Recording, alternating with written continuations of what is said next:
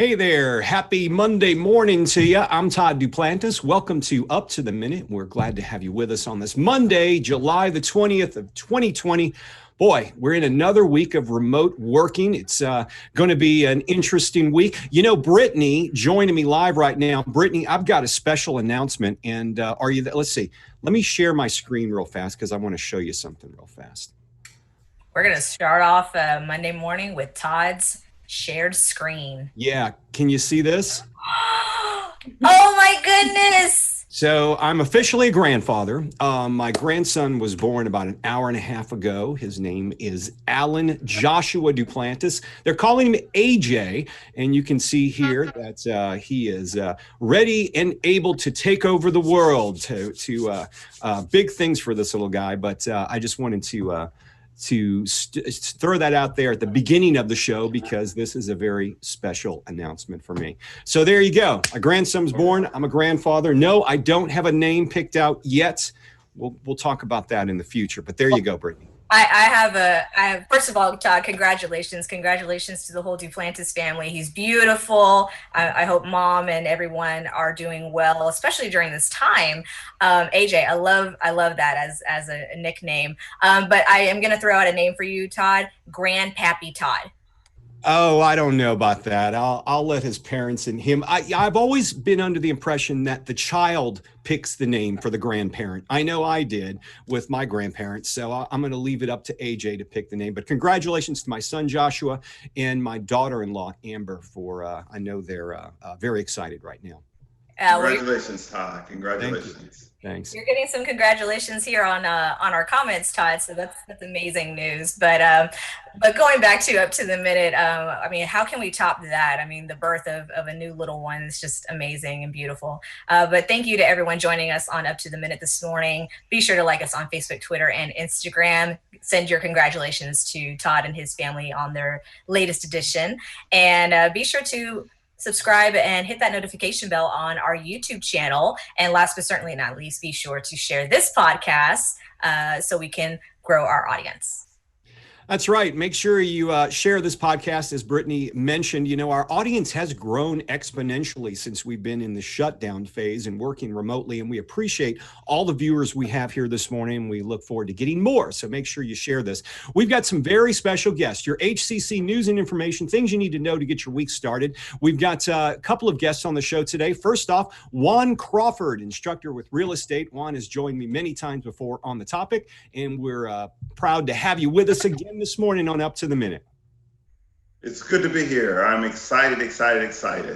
We're excited to have you, and we'll be back with you in just a moment. But we're going to start things off with Melinda Laszczynski, and Melinda is an instructor of studio art for the Visual and Performing Arts Center of Excellence at HCC Southeast. Good morning to you. Good morning. Thank you for having me, Todd.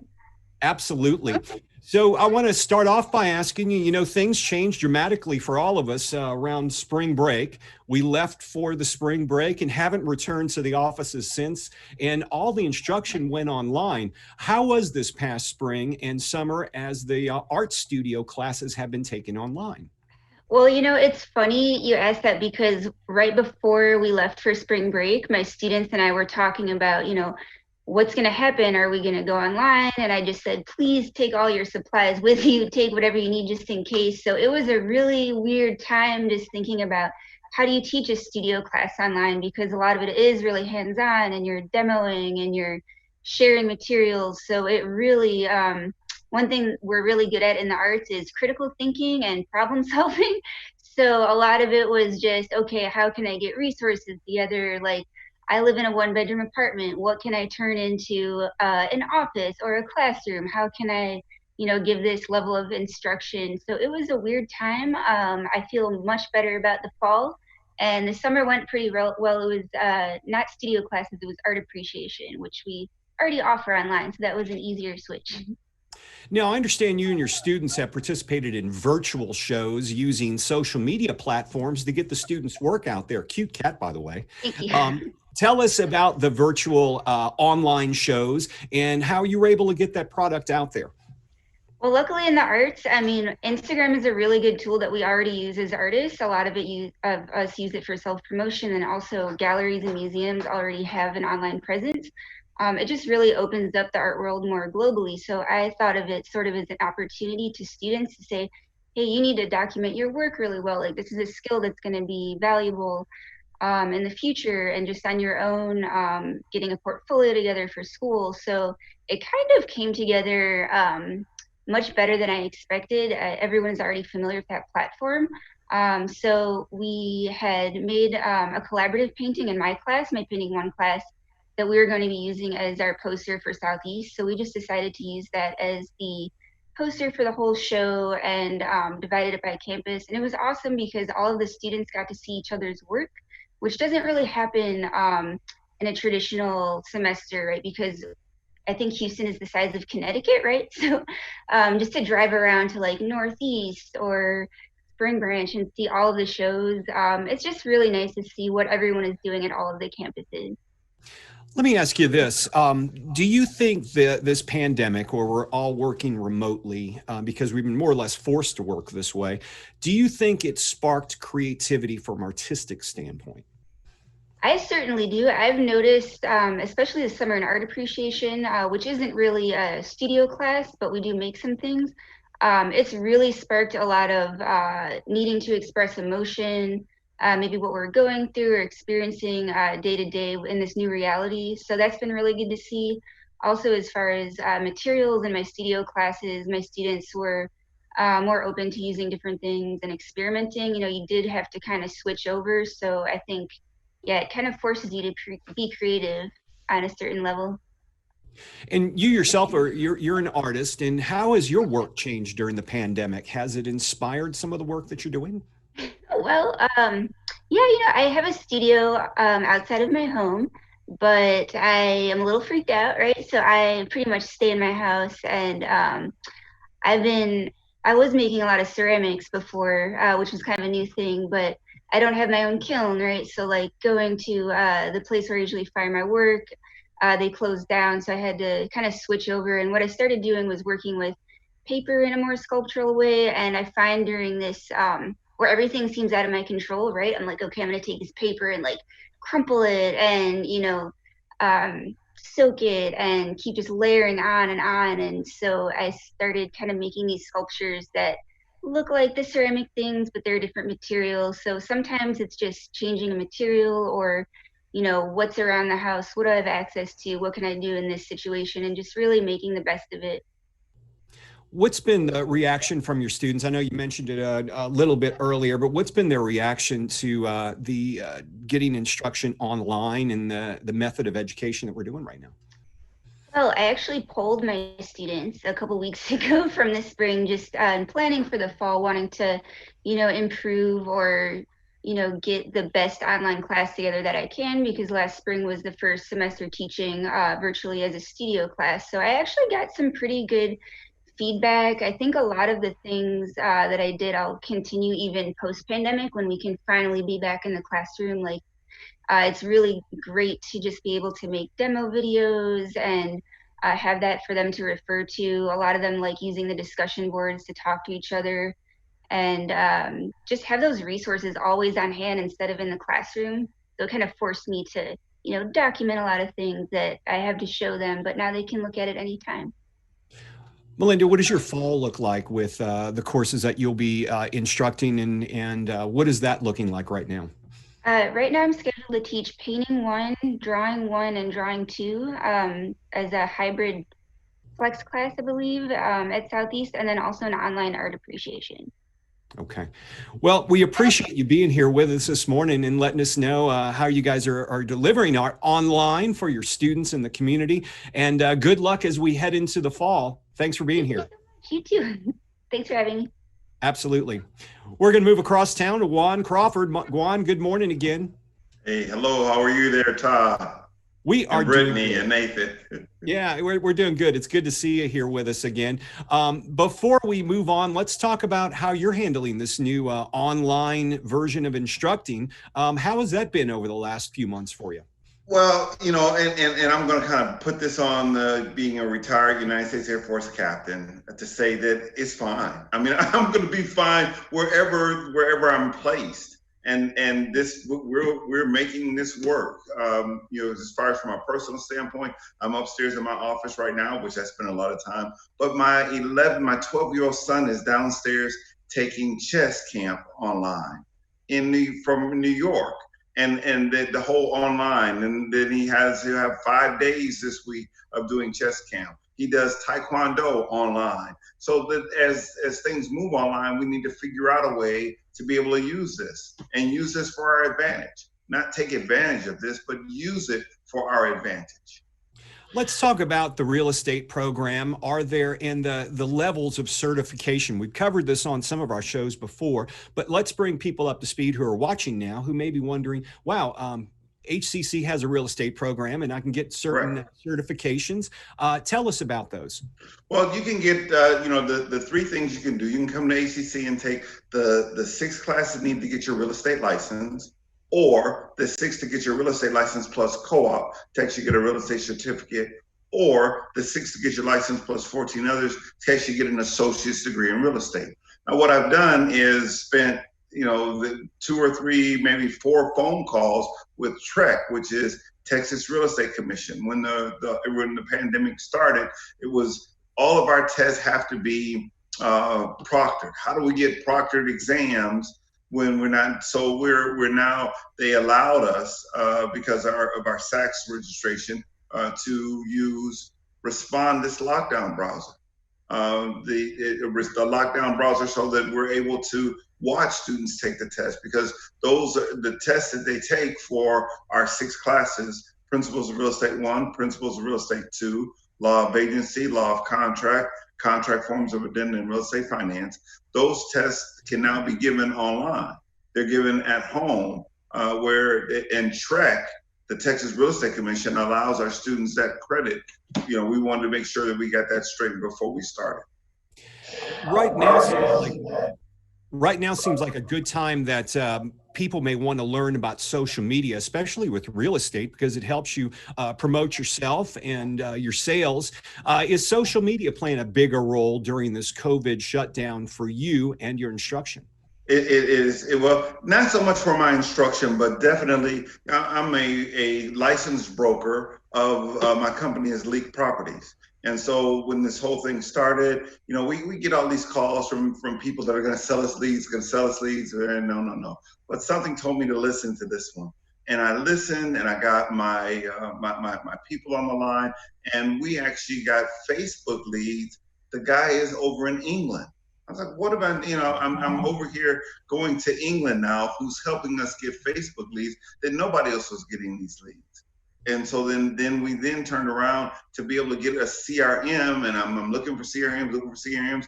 I got a CRM company in India to do this. So the triangle between Houston, Texas, and India, from India up to London, from London back down to Houston, that's pretty big. And that from a social distancing standpoint, or the social media standpoint, is able to do that. Let's talk about the housing market in Houston. There were some fears, I imagine, when this COVID thing first started, that the housing market was going to take a hit. But it looks like, man, people are still buying houses. And this is the time, I guess. The market really hasn't had a problem because of this COVID crisis. Right. This has been a seller's market, meaning a seller is going to have more buyers to buy. So the seller, not a buyer's market where you can come in and there's a house for $200,000 and you pick it up for $150,000. No, now if there's a house for $200,000, you might have to offer them $205,000 or $206,000 because it is such a seller's market. We have seen, and go to virtual. So we've seen a lot of not a lot, but 90% of everything has gone to virtual. And it's gone to virtual from the standpoint of, if you're selling a house, you don't want strangers walking in your house. If you're buying a house, you don't want to walk in a stranger's house. So they're doing virtual and having virtual closes And again, the Houston market is picking up. It is definitely. Not only that, but when you look at it from a standpoint, I'm looking at the time, but when you look at it from a standpoint of how do I create other sources of income? So I've also seen that the rental market is taking off. You know, when investors are saying, I want to come in and I want to purchase a rental property, because people's credit scores are not being able to allow them in houses. So because we've had a change in the financing, that hasn't stopped the sale of houses. And when I say a change in financing, the credit score has gone up to what the banks are now saying we want more from the person in order to be able to finance them. You know, we've talked about this before, Juan, but we have an aging population and people are getting closer to retirement and they may be looking to increase their income because they don't have enough saved. Would the real estate market be a viable option for someone heading into retirement to start making some purchases to start an income stream? Let's say you don't want to go out and be a real estate agent, but you want to start investing in the real estate market to protect your retirement. Would that be a viable option for people? Absolutely. From the standpoint of 2 years ago, there were 4,800 foreclosures on the market every 30 days in Houston. Today, there's only 300. Like, what do you mean 300? That's what happened to the other 4,500 houses. The other 4,500 didn't hit the market. They got sold to investors who are now renting them out. Really, that is what's happening. If you take a look at Houston, it's moving 10,000 units every 90 days. Wow. Every 90 days, 10,000 units move from a rental standpoint, so that if an investor says, hey, I want to have an income generating property, something that's going to generate income through the pandemic, something that's going to continue to generate income for my family, that's what they're looking to do. That's amazing. You and I have talked about this before, but I don't think people realize that, you know, this is a viable option. Does HCC have the classes for the person who maybe just want to be going out as an investor? Don't want to be a real estate agent, but I want to be an investor. Does HCC have the classes that will train them? Right, HCC does have the classes. So in that aspect, I would say those 6 classes, even if they took them and then didn't get their real estate license, it was information that they're going to need.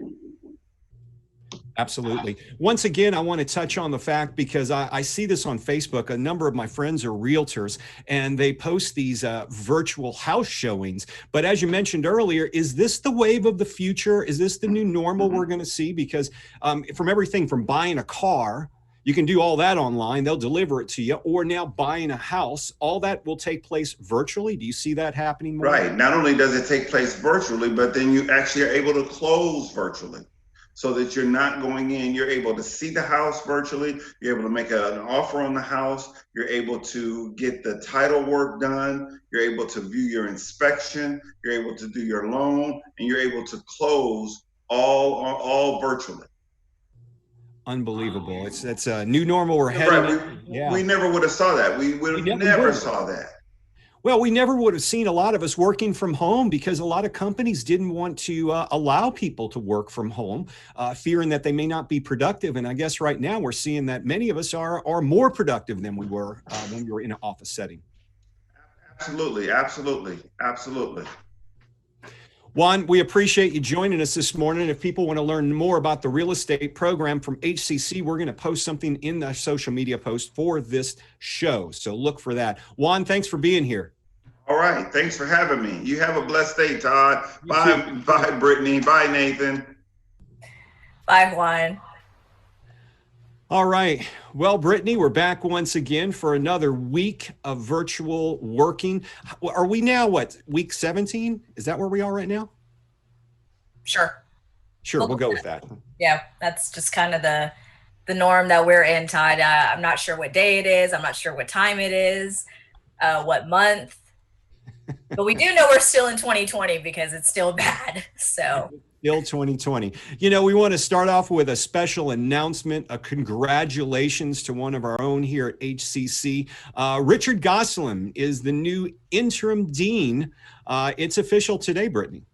It is official today, and it's effective today. He will head up our HCC social and behavioral sciences. He's worked at HCC for over 30 years as an economics faculty member, a program coordinator, and department chair of this department, and economics. So he has been an active member of the Faculty Senate and is the most immediate recipient of the Chancellor's Excellence Award. And however, we most recently recall having him on the show for creating the Faculty Video Lounge back to prepare for the COVID-19 crisis. He recruited 41 instructors to provide training sessions for faculty in video production, exam security, teaching pedagogy, student engagement, quiz authorizing, and library resources. So Richard has done a lot, and we want to give him the utmost congratulations from everyone here on Up to the Minute. We look forward to seeing you in your new role and to hopefully have you back on the show one day. I'm sure we can get him back on the show. He's always been great to work with and made several appearances on our HCC TV shows. We're talking COVID crisis. As you mentioned before, Brittany, we've got several locations that are open right now for COVID testing, several HCC locations. That's correct, Todd. So we have two that are part of our Southeast college area. So the first being the Felix Fraga campus, which is at 301 North Drennan Street, and our East Side campus, which is 6815 Rustic. Both of these sites are open Monday through Friday, 9 a.m. to 4 p.m. And you do not need an appointment for either one of these locations.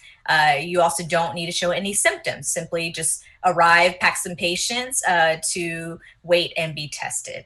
Now, the other two locations that we have that are drive-through sites are one at our Northeast campus, which is 555 Community College Drive, and our South campus, which is 1990 Airport Boulevard. Both of these locations are open Monday through Saturday, 8 a.m. through 4 p.m., but you are required to have an appointment. If you are in need of an appointment and one of these two locations are in your area, be sure to call 512-883-2400. Again, Northeast and South Campus require appointments. Be sure to check out the graphic on our screen right now for information about making that appointment.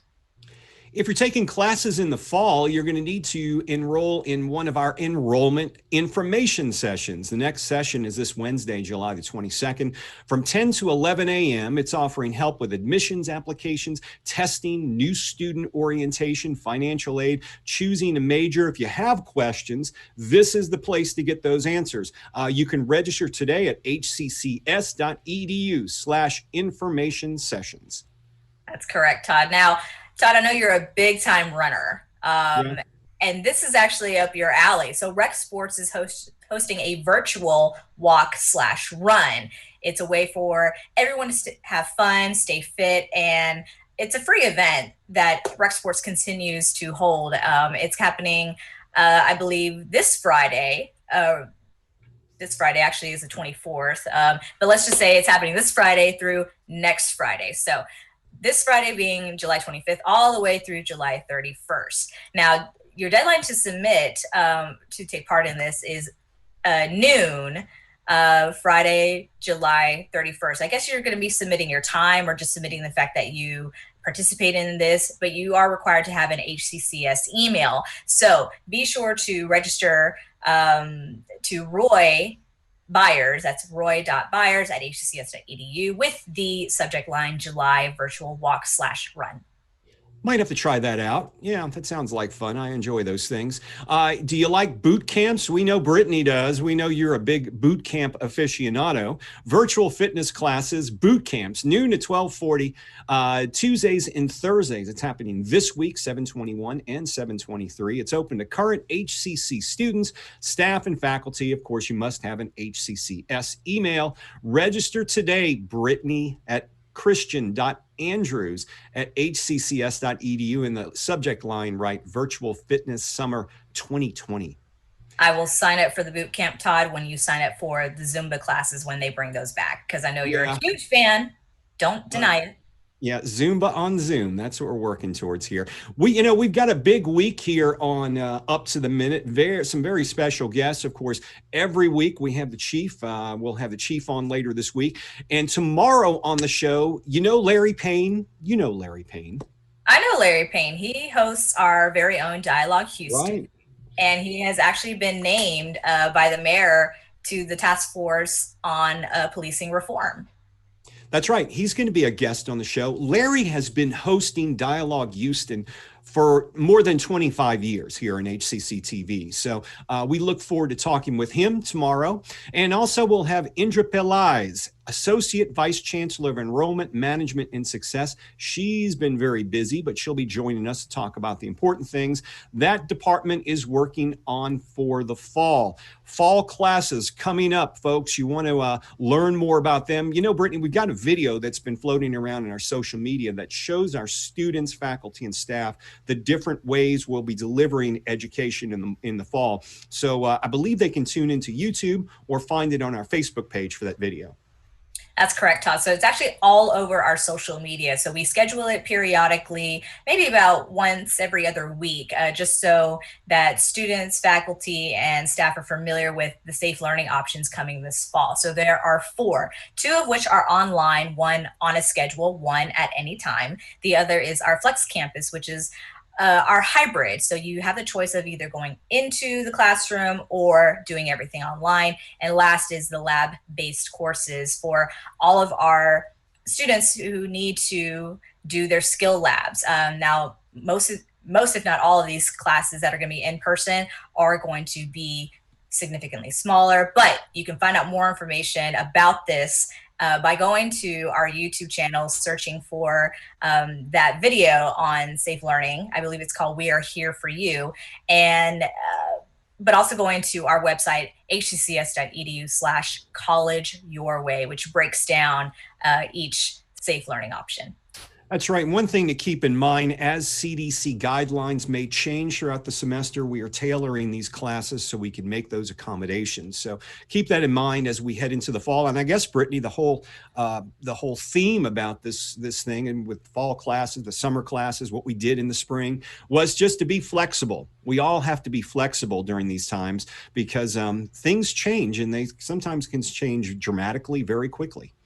They do, Todd. And I think the fact that we've said it many, many times before, this was completely unprecedented. So we, like every other institution in the country, are just taking it day by day, working through it, trying to figure out the best solution that fits our student population. And it's difficult, I'm sure, especially those who, like me, would prefer to be in the classroom versus taking classes online. But at least you're still getting that opportunity to complete your classes. That takes you one step closer to getting your certification or degree. That's right. One way or another, folks, we're here for you, and we're going to get through this thing together. As our hashtag says, hashtag we got this HCC. We're going to move forward one way or another. Well, Brittany, that wraps up today's show. We appreciate you being here. Thanks for keeping us up to date with all the social media happenings.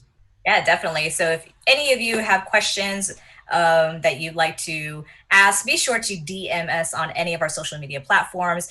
Myself, along with our social media team, will respond and get an answer to you as quickly as possible. But be sure to like us on Facebook, Twitter, and Instagram. And don't forget about our YouTube channel that we were just talking about. Subscribe, hit that notification bell. And once again, be sure to share this podcast and join us tomorrow morning for our next Up to the Minute.